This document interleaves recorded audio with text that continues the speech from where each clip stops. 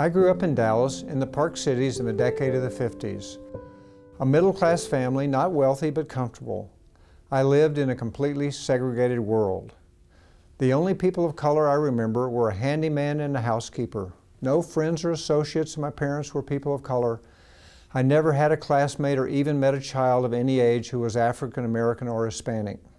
In my junior year, I dropped out of Rice, went to New York City, hoping to do social work with low-income kids. I got a job for the month of July of 1964 as a camp counselor for a group of 40 boys who were from the East Side projects. The boys were 9 to 12 years old, half Puerto Rican and half African American. The amazing director of the camp, Carl Flemister, told me that the vast majority of these boys, if something drastic did not happen, would either be in prison or dead before they were 25 years old. Coming from my background of a world of possibilities, this was shocking knowledge. We set up camp in an abandoned dude ranch in the Catskills, a beautiful sylvan setting, lovely forests and meadows. I had no training, no preparation, and no idea what I would do to help provide this transformational experience. But I did the best I could by being friendly to them, leading activities, taking them on nature hikes. These were truly amazing kids. They had so much energy, so much creativity, so much savvy, so much personality that they had a hard time focusing, would not get out of control, were often violent towards each other. During an afternoon of free time toward the end of camp, one young African American boy named Clarence was getting totally out of control, pushing people, throwing things. I tried to gently calm him down, but he became increasingly disruptive. Finally, I went up to him and said, "Clarence, you have to calm down." He stared at me, picked up an old paint can and threw it at me and ran away. Angry, I ran after him, grabbed him, set him down on the ground and said, "You stay right here until you calm down. What in the world is going on with you?" He looked at me with angry, hurt eyes and said, "You don't like black kids. You spend more time with the Puerto Ricans. You don't like us black kids."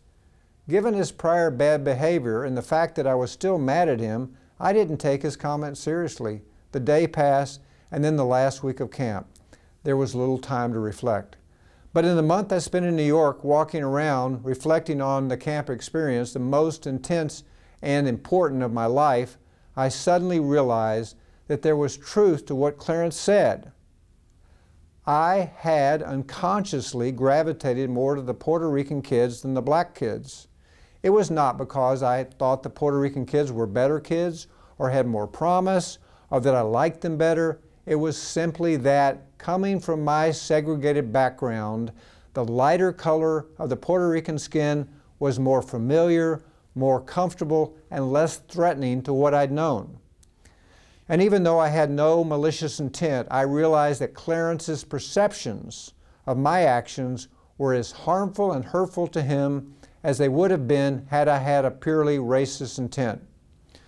When I stepped down from my active role in the Container Store, I remembered these kids, and I knew that I wanted to become an advocate for excellence in public education that could help kids of this generation, like Clarence, Roy, and Popeye of that generation, have options in life, have the ability to create a future that utilizes their talents that could only be unchained by education. I had failed them once, but I was determined not to do so again. Because of that experience, I have also realized that in order to help create a racially fair society, I need to be intentional in my action towards those of other races. Intentionally inclusive, intentional in understanding the impact of my actions, as well as the actions of my own social groups, my institutions, and the collective impact of all of those.